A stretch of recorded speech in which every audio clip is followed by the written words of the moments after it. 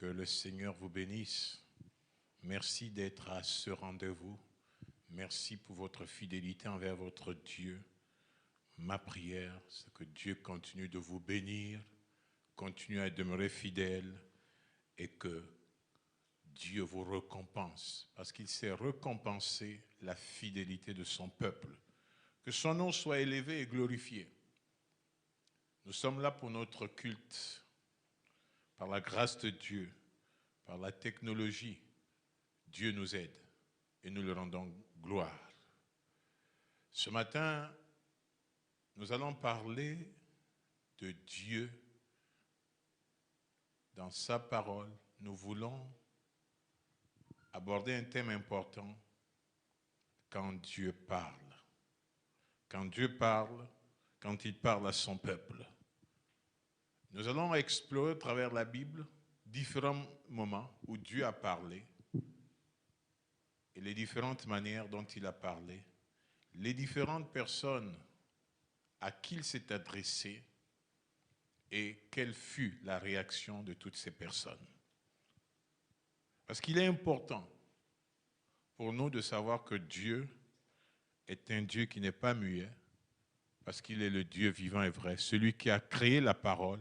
Et il est tout à fait normal qu'il parle.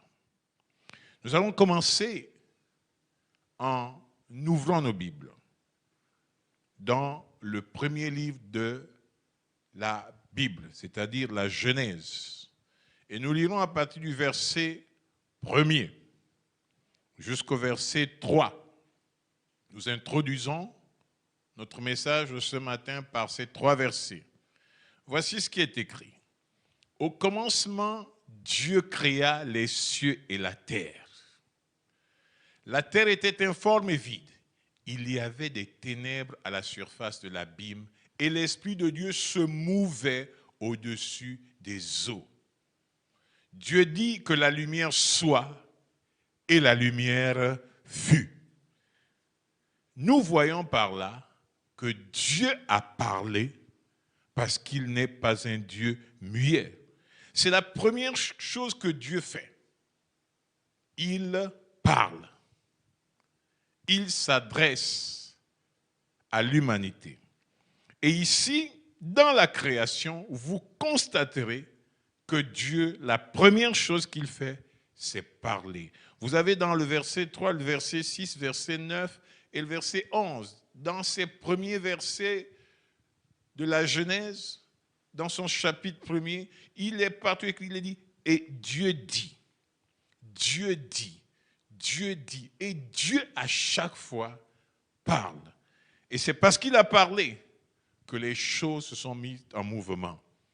Si Dieu a créé la parole et a doté sa créature de la parole, c'est que lui-même, en tant que Dieu, en tant que créateur, il parle. Mais Dieu,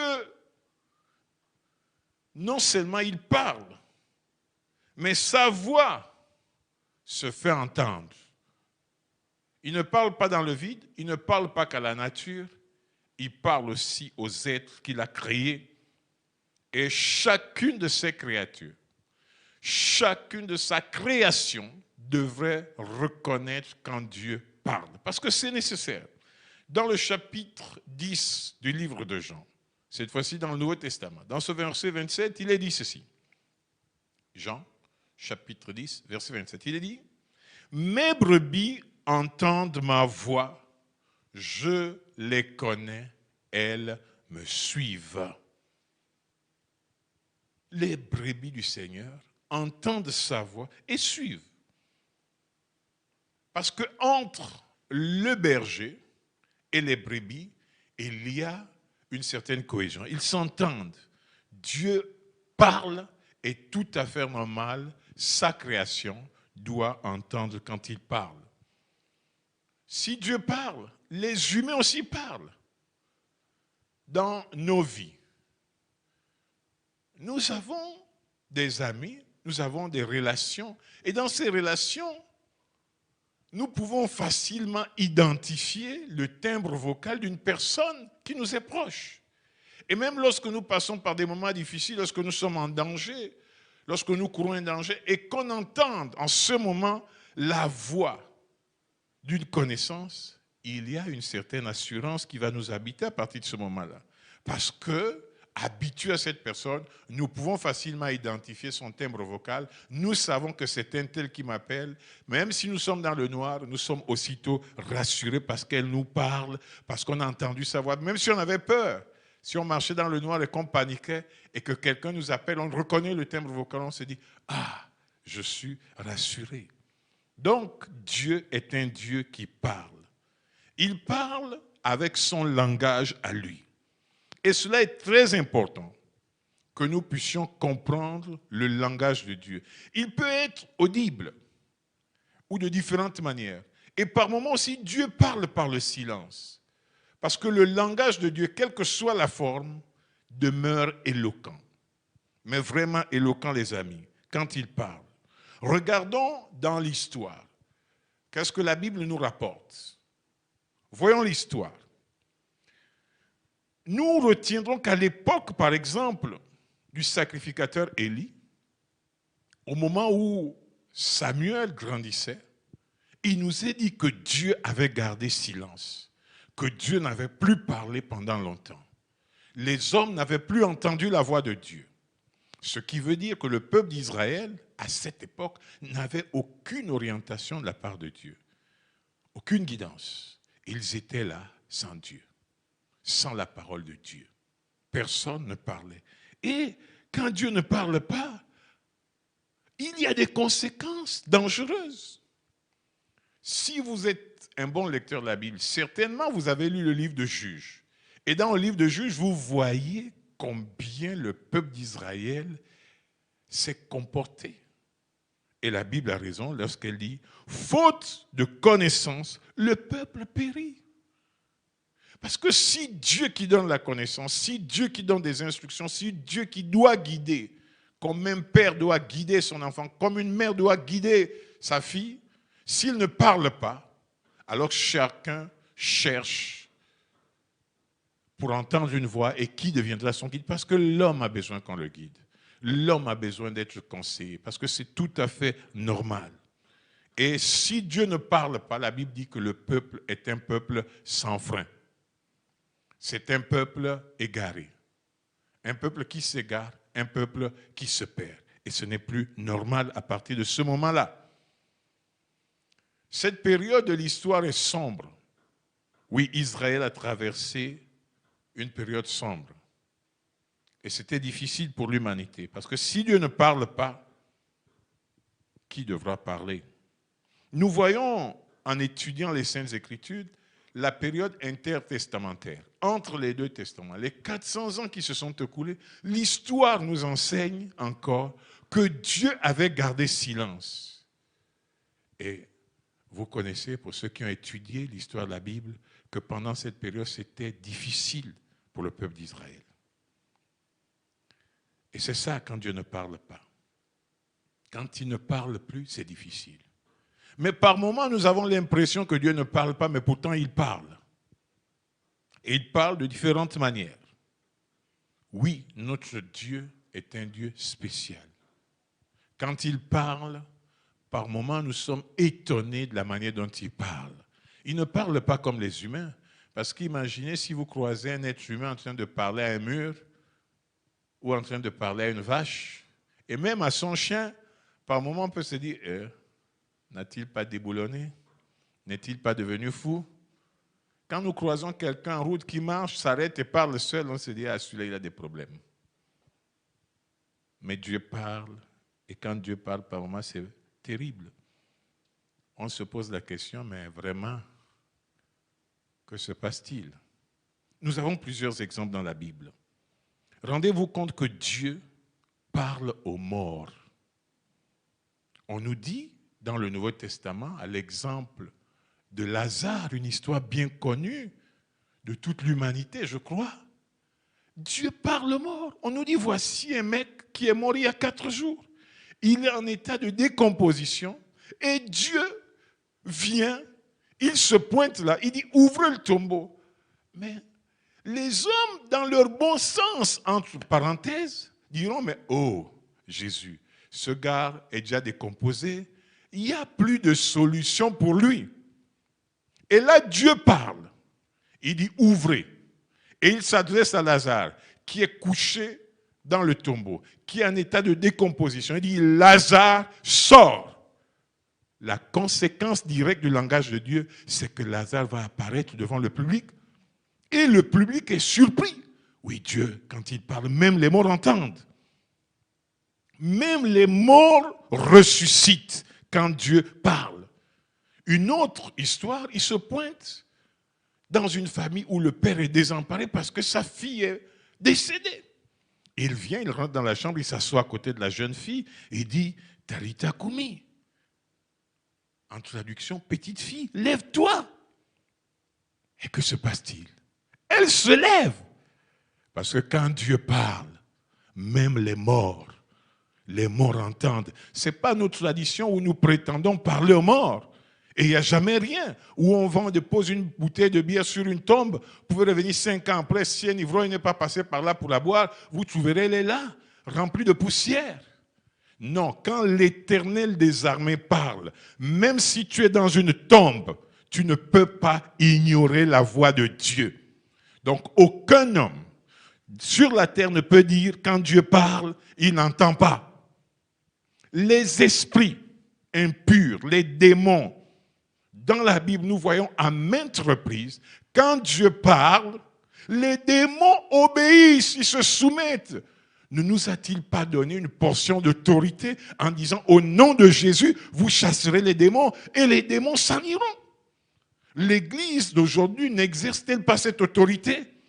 À plusieurs reprises, nous disons, au nom de Jésus aux démons, et les démons s'en vont. Mais Dieu parle. Les démons paniquent quand il est là. Quand il parle, les démons s'agenouillent. Parce qu'il est Dieu.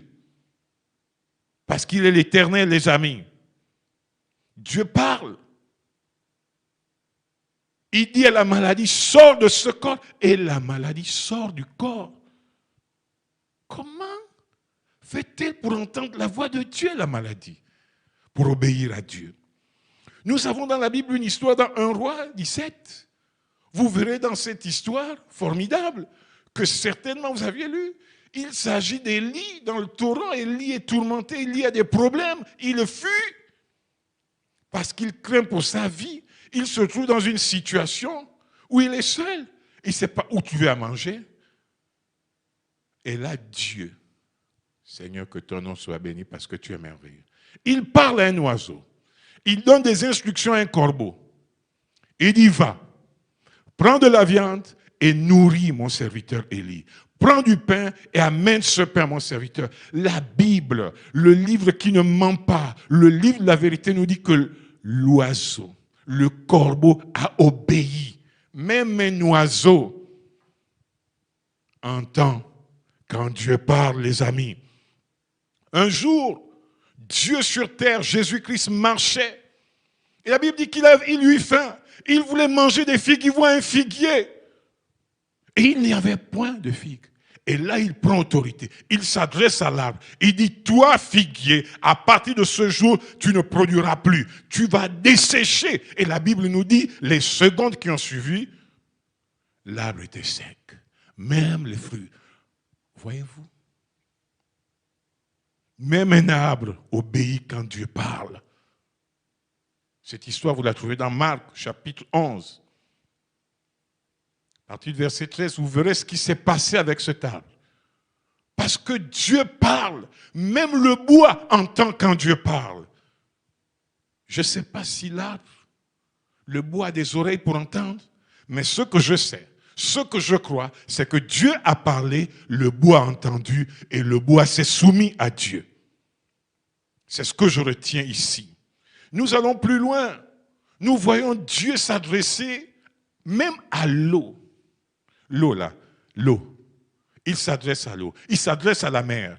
Il dit à la mer, sépare-toi en deux et ouvre un passage à mon peuple. Même les scientifiques aujourd'hui peuvent reconnaître que c'est une vérité. Il a parlé et la mer s'est fendue en deux, laissant un grand boulevard pour que le peuple de Dieu, qui était acculé par Pharaon, puisse avoir une sortie. Dieu a parlé et la mer s'est séparée en deux. La mer s'est fendue. La mer a obéi. Quand il parle au vent, on nous parle de cette histoire dans la barque. Il s'adresse au vent, il dit, vent, calme-toi, et le vent se calme. Mais où sont les oreilles du vent pour entendre quand Dieu parle? Oui, quand l'Éternel qui a créé chaque chose parle, sa créature écoute, sa créature entend. Il n'y a personne qui peut se justifier en disant « Je n'ai pas entendu, je n'entends pas la voix de Dieu ». Matthieu nous le raconte, cette histoire. Mais Dieu a parlé. Si je reste dans cette histoire de la mer Rouge, nous voyons l'Éternel. Et ceci nous est dit dans Ésaïe au chapitre 14, versets 2 et 22, autant pour moi.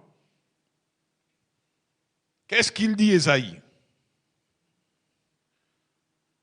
Dans son chapitre 14, au verset 22,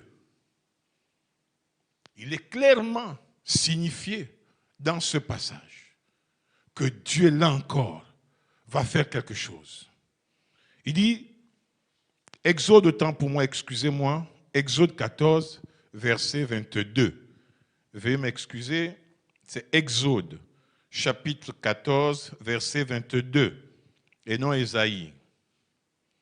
Il est dit, les enfants d'Israël entrèrent au milieu de la mer à sec. Ce qui signifie quoi? Que même la terre qui était sous la mer a séché pour que les chariots et les enfants d'Israël ne s'enfoncent pas. Parce que Dieu parle, même le sable que nous piétinons, sur lequel nous marchons, si Dieu parle, le sable, la terre écoute. Parce qu'il est le créateur de toutes choses. C'est ce qui montre sa supériorité. C'est ce qui montre sa force. Si vous allez plus loin, vous verrez que Dieu s'adresse aux animaux. Dans l'histoire de Noé, l'arche de Noé, il parle, il appelle les animaux. Ce n'est pas Noé qui est allé chercher les bêtes. Il a appelé les animaux et les animaux sont arrivés 2 à 2. Pourquoi 2 à 2? Si c'était Noé, ils seraient tous arrivés. Ils seraient tous venus, sauf qui peut, les amis. Mais Dieu a ordonné à 2 d'entrer dans l'arche. Et nous lisons l'histoire, nous connaissons l'histoire. Ils ont tous obéi. Oui, quand Dieu parle, même les bêtes que nous appelons bêtes, que nous pensons qu'ils n'ont rien dans la tête, entendent la voix de Dieu et se soumettent à cette voix. Vous connaissez très bien l'histoire de Jonas. Dans son chapitre 1er, au verset 17 pour certaines versions, et dans la majorité de versions, le chapitre 2, verset 1er, il est dit, l'Éternel fit venir un gros poisson pour engloutir Jonas, et Jonas fut dans le ventre du poisson 3 jours et 3 nuits. Mais où s'est-elle achevée cette histoire? Un poisson qui engloutit quelqu'un, mais devait se réjouir, dit, oh, quel merveilleux repas. Je suis là peut-être pour 1 mois, le temps de digérer ce Jonas. Mais non, je crois que Dieu a donné des instructions au poisson, a dit, va à tel rivage, à Ninive précisément, et tu vas vomir Jonas. Formidable, n'est-ce pas les amis? Je crois que là où vous êtes, vous dites Amen, parce que oui, Dieu est capable de parler. Même les poissons.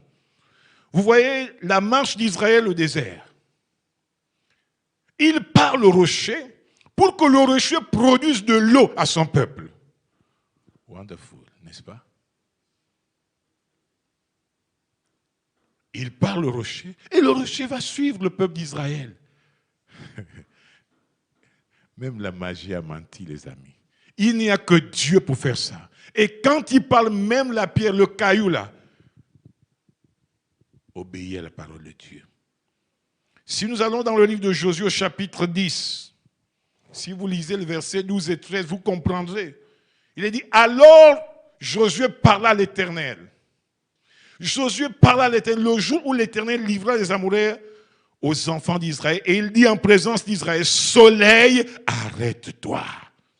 Il dit, soleil, arrête-toi sur Gabaon. Et toi, lune, sur la vallée d'Ajalon.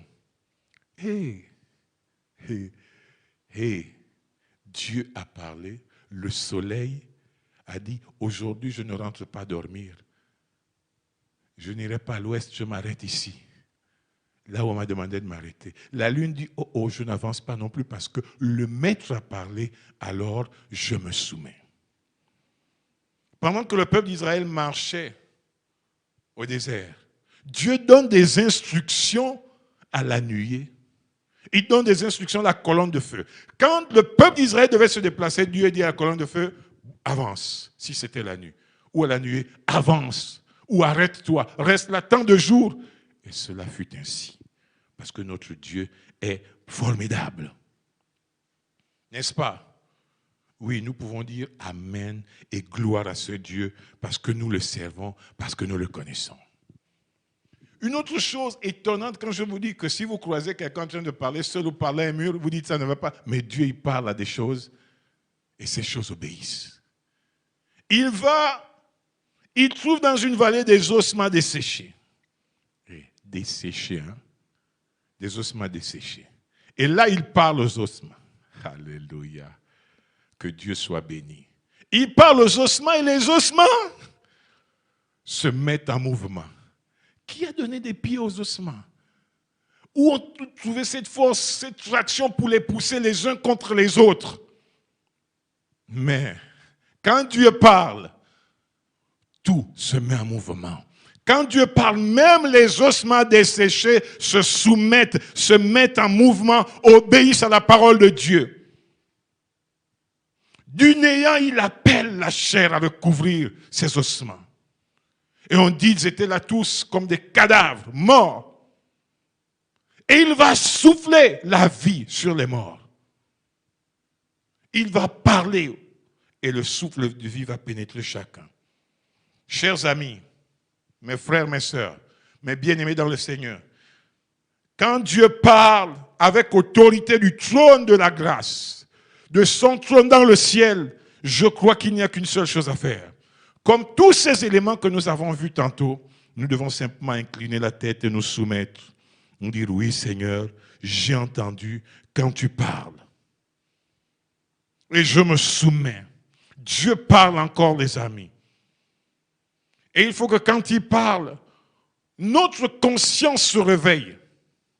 Qu'on prenne conscience que Dieu parle. Pourquoi Dieu nous parle-t-il encore, même aujourd'hui? Quand l'humanité pense peut-être que Dieu n'existe pas, quand l'humanité se dit que Dieu ne parle pas, on lapide les églises. Ceux qui servent le Dieu vivant, mais sachez une chose, Dieu parle encore. Et il parle encore aujourd'hui. Dieu n'a pas suffisamment parlé de Genèse, Apocalypse, non, Dieu parle encore. Il parle parce qu'il aime l'humanité. Dieu parle parce qu'il veut avoir une communion avec sa création. Il veut communier avec chaque être humain qui vit ici-bas sur la terre. Dieu parle parce que nous, les humains, nous avons besoin de sa direction. Il y en a qui pensent qu'ils sont grands. Mais Dieu, que tu sois grand, que tu penses être grand, tu as toujours besoin de la direction de Dieu. Car malgré les progrès de l'humanité, l'homme ne sait pas ce qui est bon pour lui. Il a besoin de Dieu. Il a besoin d'être guidé par Dieu. Parce que l'homme ne sait pas de quoi sera fait le lendemain. Si les grands experts qui prédisent le chaos en Afrique aujourd'hui pouvaient prédire le coronavirus, on n'en serait pas là. L'humanité aurait pris des dispositions. Mais Dieu parle. Son désir, c'est que l'homme puisse faire le bon choix. C'est que tu fasses le bon choix. Dieu parle à ses enfants parce que l'homme a besoin d'être conseillé, d'être orienté. Dieu parle encore pour que l'homme prenne des bonnes décisions pour l'éviter les temps de feu. Dieu parle. Et une autre raison très importante pourquoi il parle, c'est qu'il veut que les hommes puissent le connaître. Certains pensent que la Bible, c'est des histoires. Non, la Bible, c'est le livre de Dieu. Dieu existe réellement. Et quand Dieu parle, les amis, nous devons écouter. Dieu parle tantôt d'une manière, tantôt d'une autre. Que les hommes, l'humanité, les hommes et les femmes qui habitent la terre, qui peuplent cette terre, puissent entendre le langage de Dieu, la voix de Dieu. Et que l'Église aussi ne ferme pas les oreilles.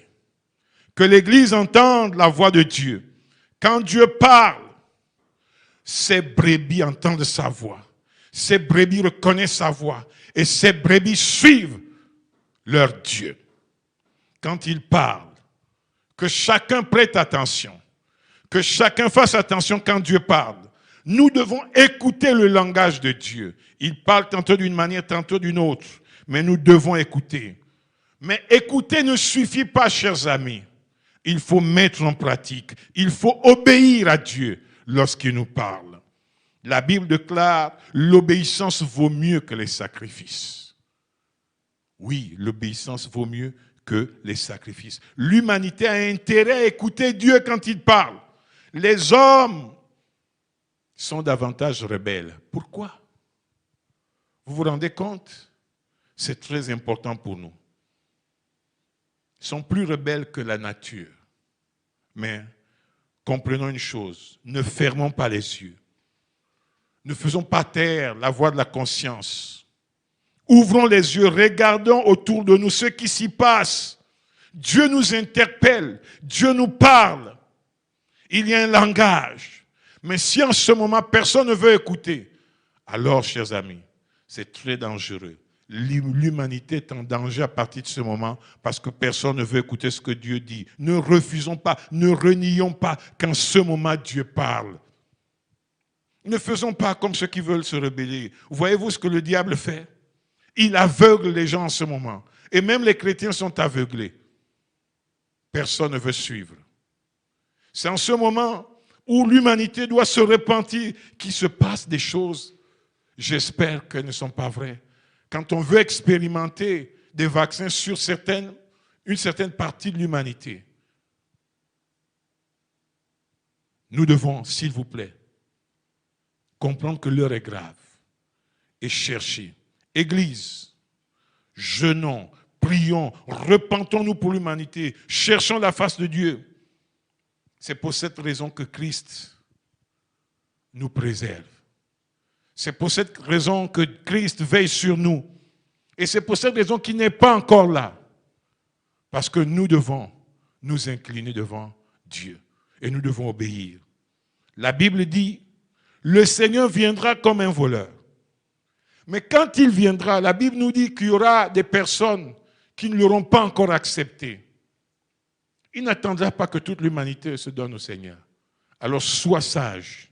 À partir de maintenant, ne persistons pas dans nos bêtises. Regardons, écoutons, observons et entendons le langage de Dieu. Je veux m'adresser à toi qui m'écoutes ce matin. Si tu n'as pas encore donné ta vie au Seigneur, sache qu'il est temps.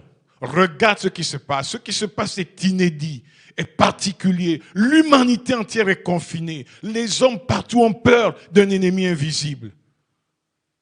Ce n'est jamais arrivé comme ça. Repentons-nous.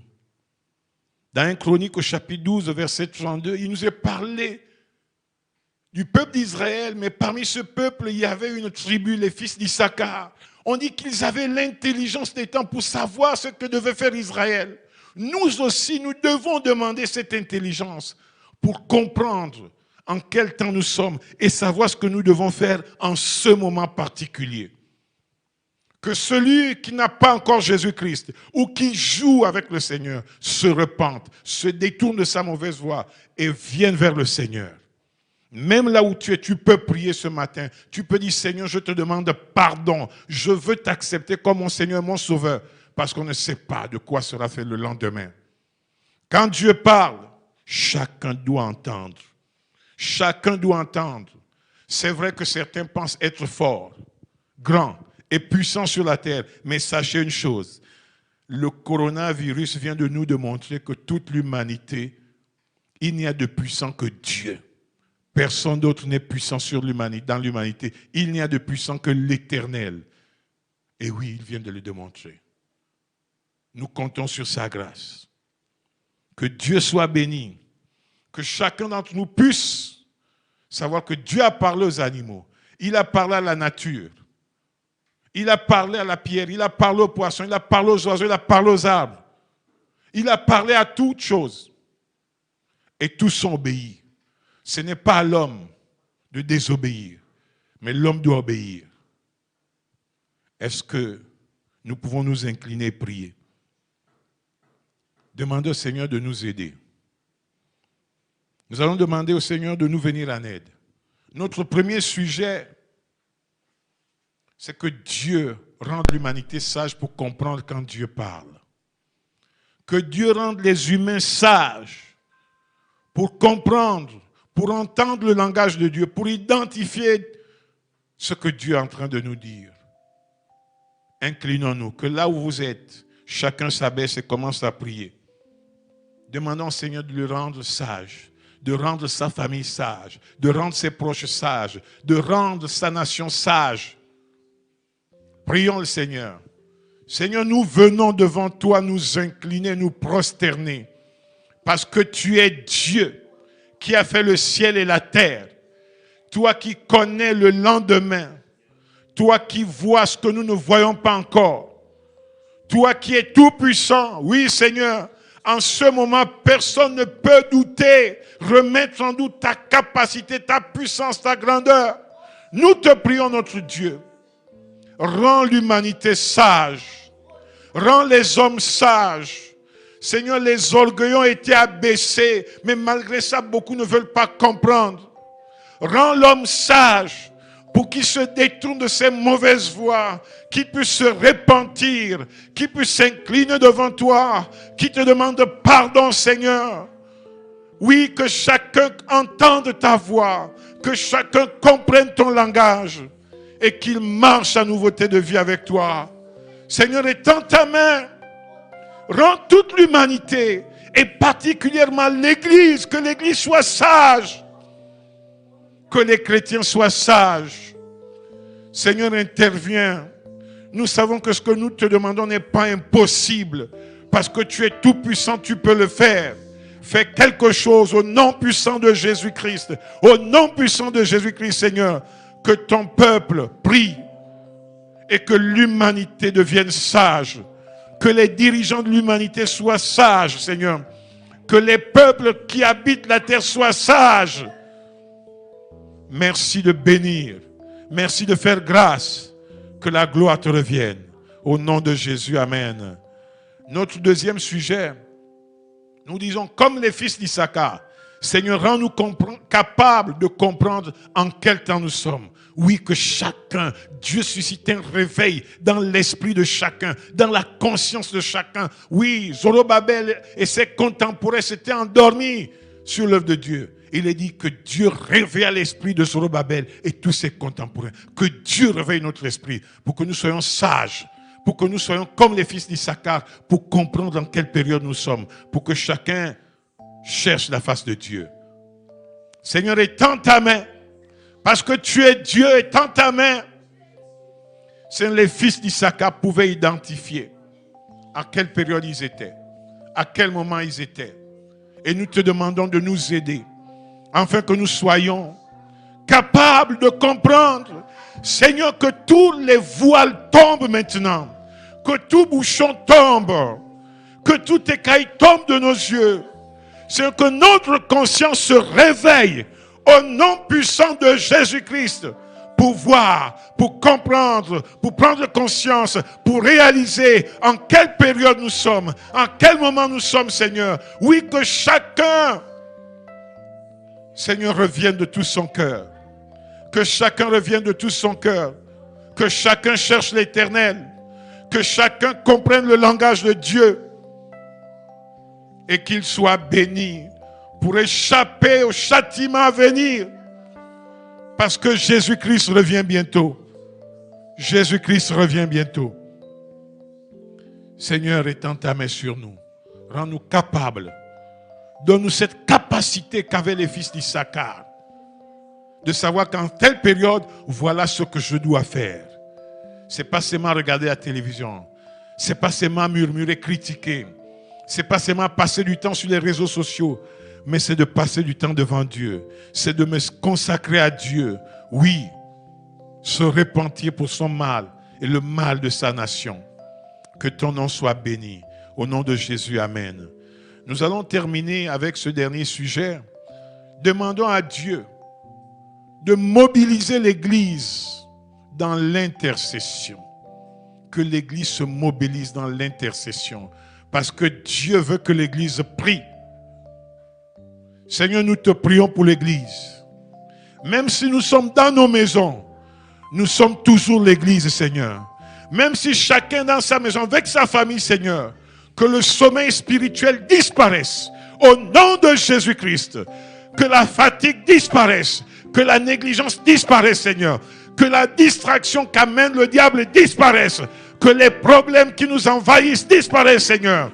Nous prions au nom de Jésus. Que chaque chrétien, là où il est, Seigneur, se mette dans la prière. Cherche ta face, Seigneur. Mobilise ton peuple.